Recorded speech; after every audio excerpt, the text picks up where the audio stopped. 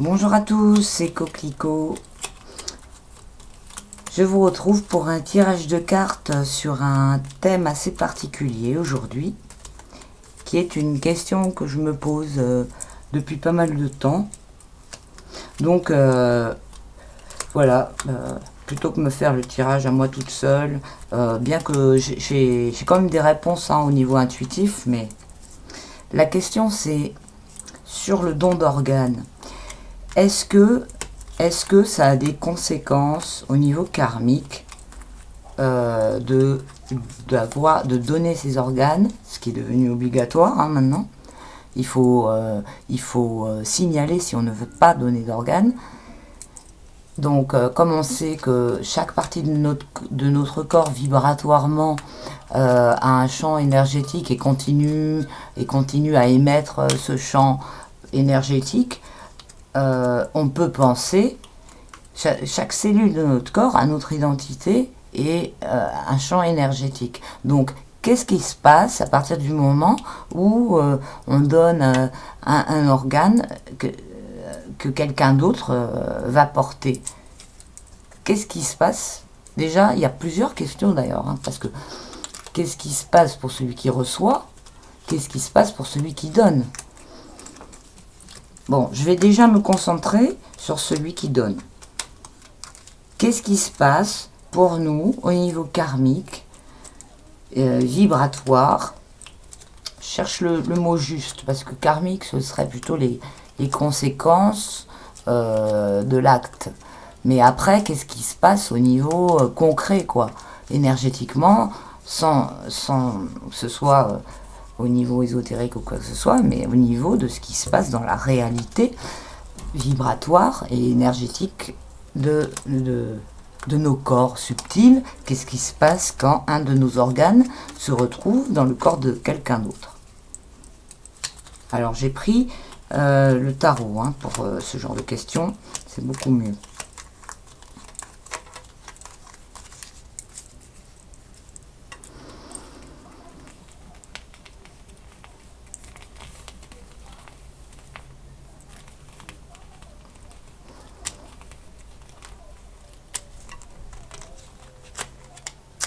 Ah zut, très bien fait pas très bien fait mon petit truc là. Pour mélanger les cartes, donc c'est comme ça que je fais avec le tarot. Je prends toujours un jeu qui est déjà que j'ai remis dans l'ordre et à l'endroit. Je le mélange.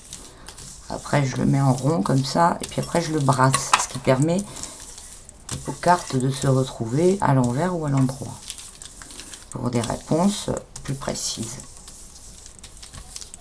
Donc, qu'est-ce qui se passe au niveau de notre réalité vibratoire lorsqu'on donne un organe?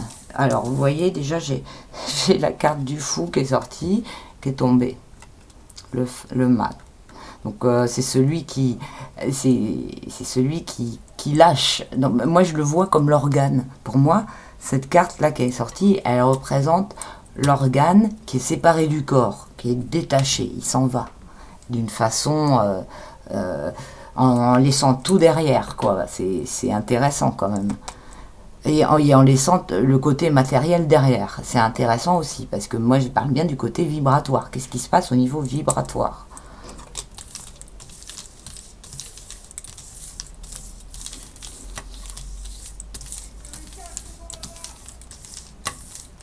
Alors, don d'organes, qu'est-ce qui se passe au niveau vibratoire et concret pour celui qui donne un organe? Alors j'espère que vous n'entendez pas trop le bruit dehors parce qu'il y a pas mal de bruit.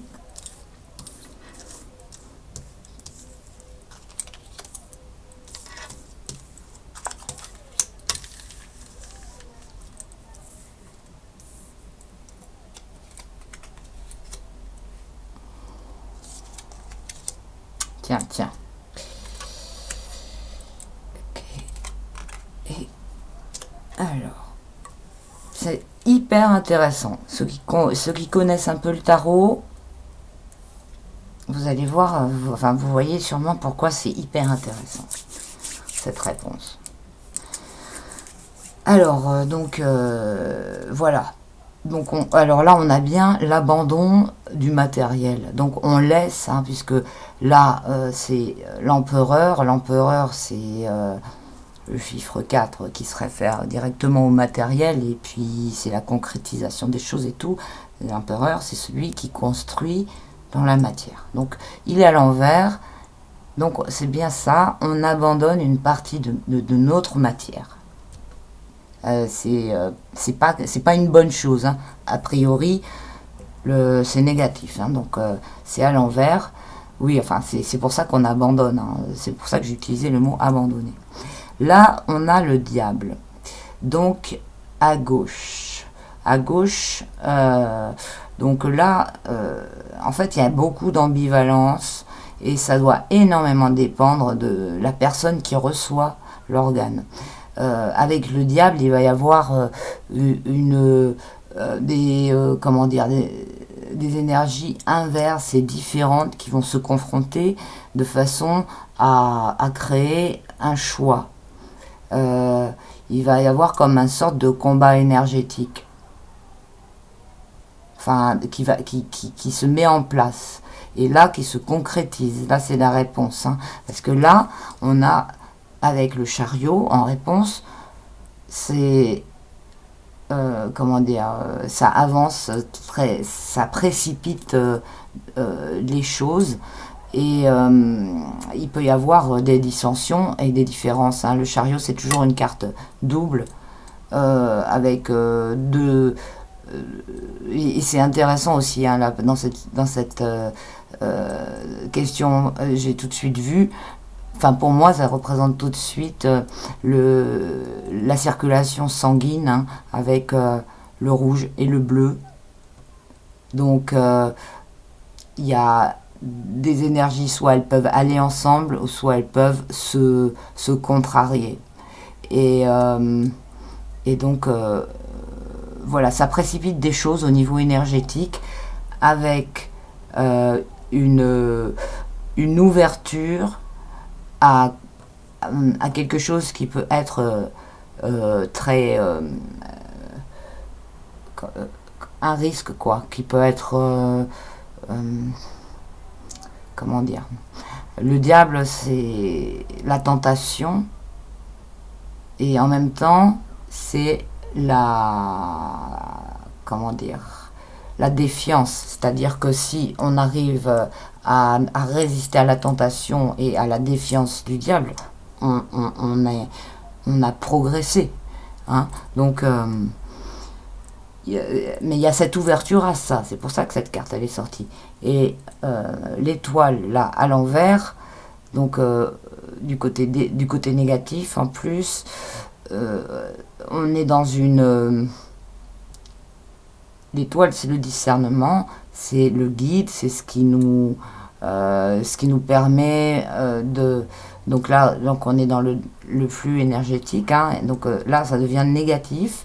Et l'étoile, donc ça nous permet d'aller au bon endroit. Et c'est le guide, hein. L'étoile, c'est la protection, c'est l'aspiration, c'est toutes sortes de choses qui sont positives. Et là, on est dans le... Donc quand ça sort à l'envers, ça veut dire qu'on est dans l'erreur, et qu'il y a du négatif qui s'est immiscé là-dedans. Et donc, voilà, les risques, en fait, hein. Ça n'est pas dans la réponse, parce que la réponse, elle peut être positive ou négative. En fait, ça nous annonce que, effectivement, il y a des risques au niveau vibratoire et énergétique dans l'acte de laisser une partie de nous, et la laisser, la mettre à vivre dans un autre environnement énergétique qui peut être complètement différent. Et donc il y a effectivement, donc la réponse, elle peut pas être tranchée, parce que ça dépend de la personne. Et ça dépend de la personne qui reçoit le don d'organes, et si ces énergies et ces vibrations vont dans le même sens que les vôtres. Mais alors là, comment vous pouvez savoir ça? Ça, c'est pas possible. Mais c'est effectivement, il y a quelque chose qui se passe à ce niveau-là, et ça, j'en étais sûre. Je voulais dire un truc là, et puis j'ai oublié.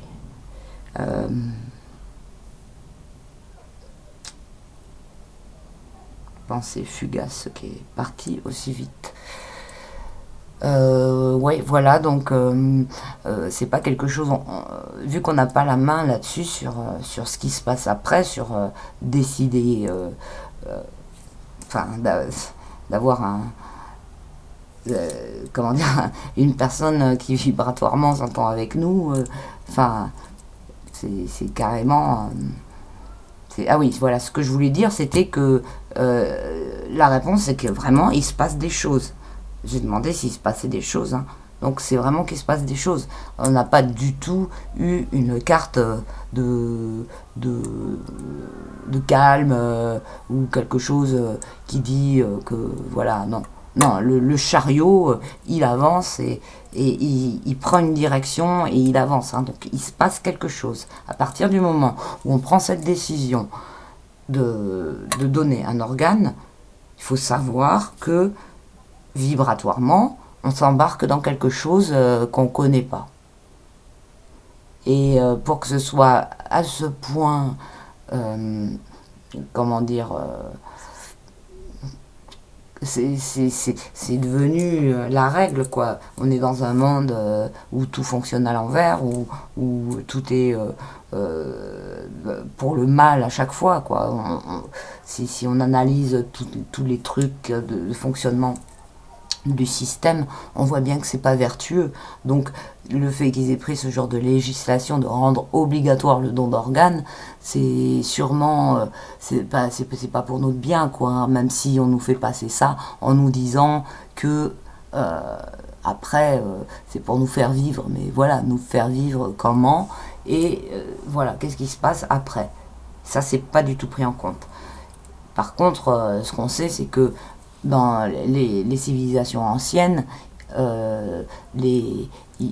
comment dire, ils portaient vachement d'attention au côté énergétique de l'après-vie, hein, ne serait-ce que le passage de la vie à la mort.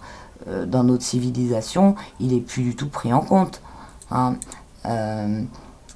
Voilà, donc on va mettre les gens en pièces détachées avant même, parce que en plus là j'ai appris récemment que ils font ça le plus rapidement possible, c'est-à-dire que la mort, elle a plusieurs étapes.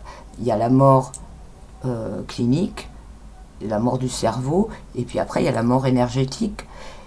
Et la mort de la machine biologique, elle ne correspond pas, le temps de la mort de la machine biologique ne correspond pas au temps de la mort spirituelle et énergétique, et de tout ce qui se passe au niveau vibratoire. Et ça, on ne le respecte plus du tout maintenant. Avant, on prenait les gens chez nous, dans les familles, il y avait les veillées des morts, etc., etc. Et maintenant, en fait, comme il faut qu'ils prennent les organes au moment le plus proche de la vie, ils mettent les gens en pièces détachées avant même que le processus de mort au niveau des corps subtils soit fait, quoi, et au niveau de la conscience et de tous ces trucs là. Donc voilà, moi je suis pas du tout d'accord avec tout ça, quoi, et je trouve ça vachement grave que ce soit pas pris en compte, et que des lois comme rendre obligatoire le don d'organes soit sorti, quoi. Je trouve ça vachement grave, en fait.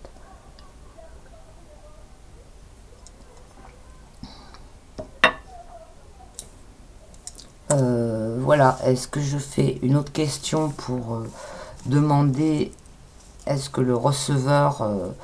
donc ça, c'était surtout par rapport à celui qui donne. Maintenant, celui qui reçoit, celui qui donne s'ouvre à d'autres énergies. Hein, voilà. celui qui reçoit sûrement aussi.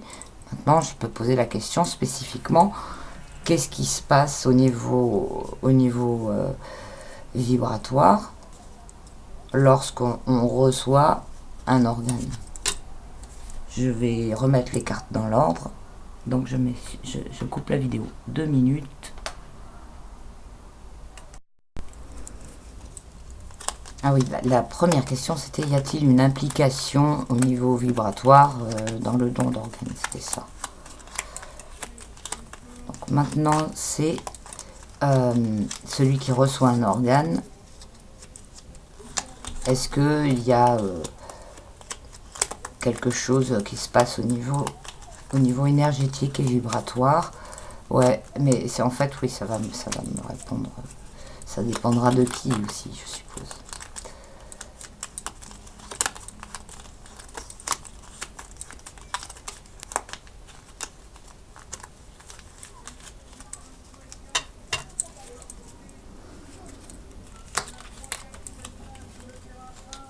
Et vous imaginez une personne qui reçoit les organes de différentes personnes, ou quand vous donnez à différentes personnes, vous partez en pièces détachées et que il y a 8 personnes qui vont profiter des organes, ça multiplie par 8 tous ces trucs énergétiques qui se passent, quoi. Ça doit faire un sacré bordel.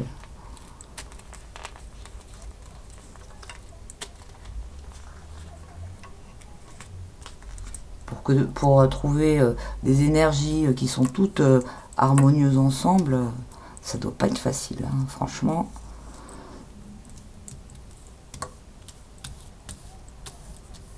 Donc voilà, au niveau d'une personne qui reçoit un don d'organes, est-ce qu'il y a une implication donc dans sa vie, hein, parce que là ce que j'avais demandé c'était au niveau vibratoire, au niveau karmique, donc pour la personne qui donne et qui s'en va.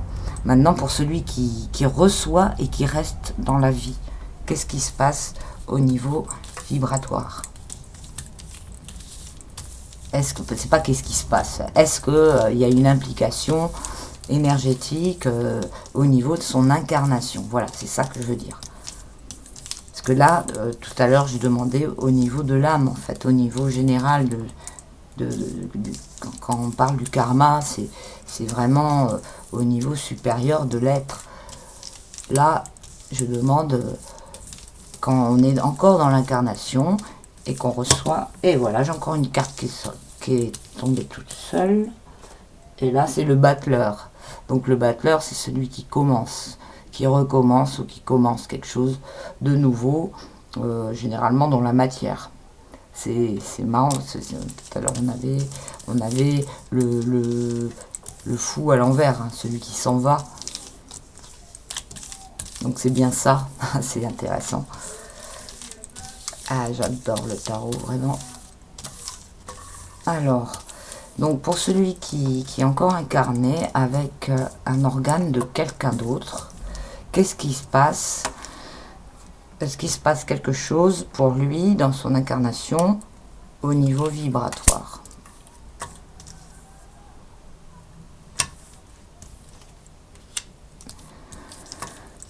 Et celle-ci, voilà.